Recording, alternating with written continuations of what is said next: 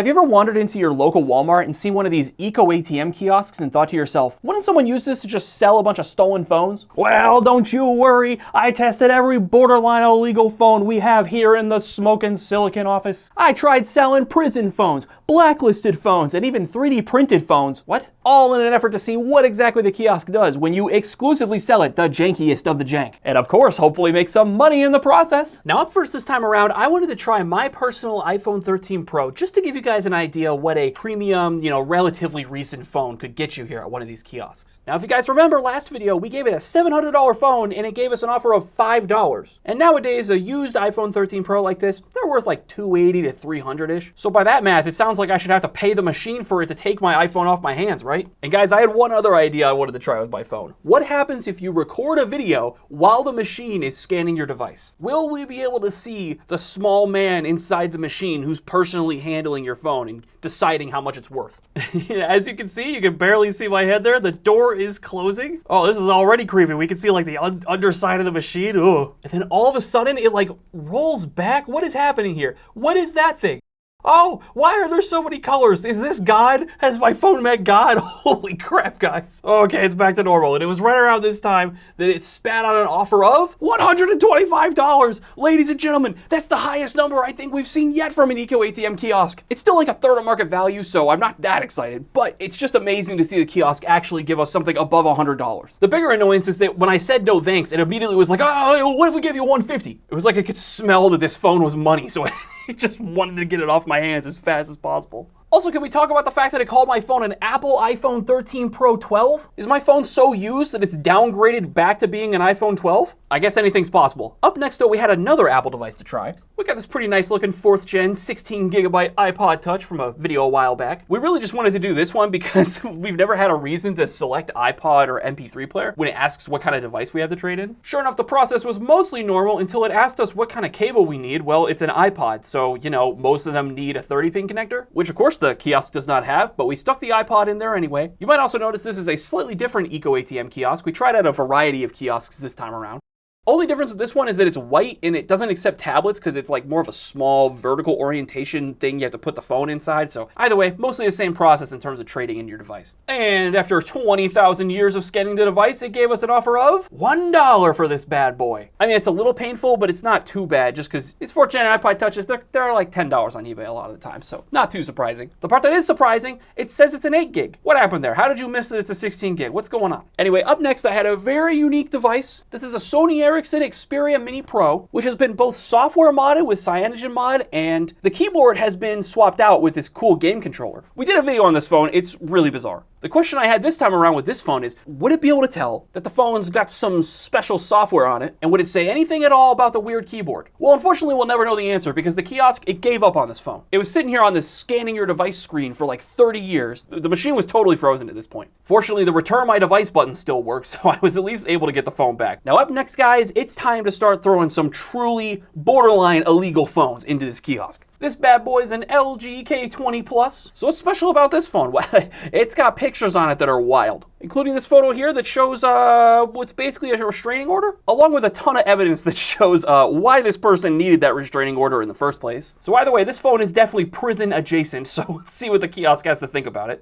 Oh, what is this? LG K20 or K20V or K20 Plus. It doesn't know. And I guess it wouldn't matter which one it is because they're all $1. Is that all we're gonna get today? Just $1 or my phone for $100+? That's it? Well, guys, let's go ahead and up the stakes a little bit. I said the last phone was prison adjacent. Well, now I got a real prisoner's phone for you. This phone's from a guy who was in federal prison for 7 years and was messaging people on Facebook like 3 weeks after he got out. Why do I have the phone? Well, I have theories about that, but either way, let's see if there's anything else prison-worthy still waiting on this phone for me to discover. Let's see here. It's a Samsung Galaxy J3 2018. That all checks out, and they want to pay me $2 whole for it. Guys, that's like twice as much money as $1. It's not high enough for me, though. Let's go ahead and move on to the next device, which is, in my opinion, the ultimate prison phone, if you know what I mean. This phone is so tiny, you could literally sneak it in anywhere. It even came with this little earpiece thing, so you could use it as a Bluetooth headset, although I wouldn't recommend that. Oh my gosh. Holy crap. Not really. Oh my God, look at how large the sticker looks on the back of this phone. It's absurd. I am a little afraid that the kiosk is just gonna eat this phone. Like it's gonna be like, hey, there's no phone in here. What's going on? It's gonna retract the cable and just take the phone with it. All right, let's see what it does. What the? This looks like an Apple Watch, which I don't accept right now. Again? This happened in the last video with the pen phone. What is going on? These weird tiny little flip phones. It doesn't know what to make of them. Anyway, moving on to the next device. What if we try to sell to the EcoATM kiosk a phone that has not been to prison, but will instead send me to prison? Which, if you remember from the last video, that kind of almost happened. Are you gonna do that? Yep, that was a cop that was talking to us. Now, what exactly do I mean by that? This phone, I went ahead and scanned the IMEI number, and it has been blacklisted, which usually means that it's been reported as stolen or lost. And according to EcoATM's website, if I attempt to sell this phone, or maybe just go through with the sale, it's not entirely clear, they have the capacity to notify the authorities. So we're gonna risk it for the biscuit today, boys. Now, in case you're worried about me, don't be. This phone has been in our possession for like 6 months. We didn't know it was blacklisted when we bought it. It came in like a giant Goodwill pile. And it's likely been years since whoever reported the phone being lost or stolen was originally looking for it. So it's very unlikely that this is even desirable anymore to the original person who owned it. Now, what is the kiosk gonna think about this? I really have no idea. Is it gonna pop up with like a warning message like, hey, we can't accept this, or we have already called the authorities and there's gonna be a big alarm that goes off? Or it's just gonna think it's a totally normal Samsung Galaxy Note 5 that doesn't work, and it's gonna pay us $1 for it. Incredible. Now, I did not actually go through and sell the phone to this kiosk, but if I did, would I have been like dragged away by some cops in a couple days? To be honest, I really did not want to find out. All right, we tried all kinds of banned and blacklisted and illegal phones. What if we try a jailbroken iPhone? What'll that do? Scanning the phone for a while and it thinks it's a Apple iPhone 5, has nothing to say about the jailbreak. What? How can that even be? Also offering $1. For an iPhone 5, I guess that's somewhat reasonable. They sell for like, I don't know, $15 to $20. But this one's jailbroken. It's extra special. But all right, guys, let's really start stepping things up. I'm gonna try selling a phone to the kiosk that I'm not even sure is legal to own. This right here is a Samsung Galaxy S23. And as you can see from the back, it is a live demo unit, not for sale. Someone was selling this bad boy on eBay for like $200, so you know I had to pick it up. And don't worry, I will be doing a full video later on this phone. It's a really strange device. But even more than the blacklisted phone, like if I'm trying to sell this to the kiosk, like you'd think that this is what someone would do, right? You walk into a T-Mobile, you rip a demo unit off the little stand they have, or run out the door, the alarms are going crazy, you drive over to the EcoATM, sell it immediately and make some money, right? Well, in case that happened, let's see what the kiosk would do. Oh, what's this? What's it say?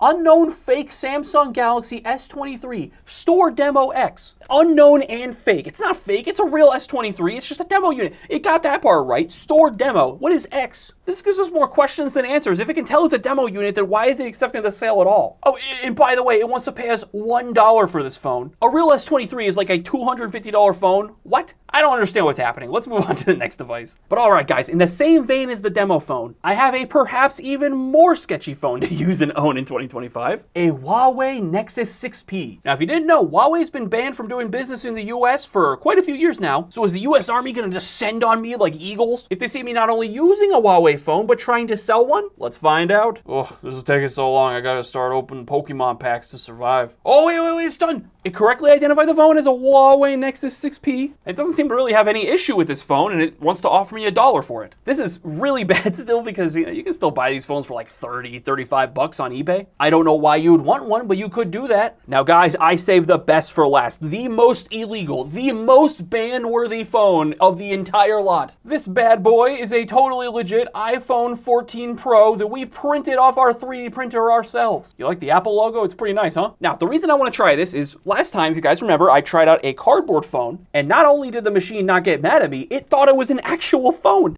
And I had a very wise commenter on the last video point out that it's probably because the kiosk is essentially just looking for an outline of a phone, looking for maybe some logos and stuff it can read off, and giving a broad assumption over what kind of phone it thinks that it is. So if you give it a 3D print, wouldn't that theoretically mean that it could detect that it's a real phone? Well, almost. It seems to believe it's an unknown fake iPhone 14 Pro Max. I mean, that's somewhat close. It is a fake iPhone 14 Pro. It's not a Max, but close enough. But the funnier thing about this is its screen lights up correctly. And of course, it wants to offer us $1 for our creation. I'm pretty sure we may have spent more than $1 in material to print the device, so probably not worth. But anyways, guys, make sure to leave a comment down below which phone was your favorite in this video. And make sure you like and subscribe. Come on, it's the least you could do. You enjoyed the video, didn't you? Didn't you? And if you still somehow have not seen the very first EcoATM video we made, click right here. You'll like it.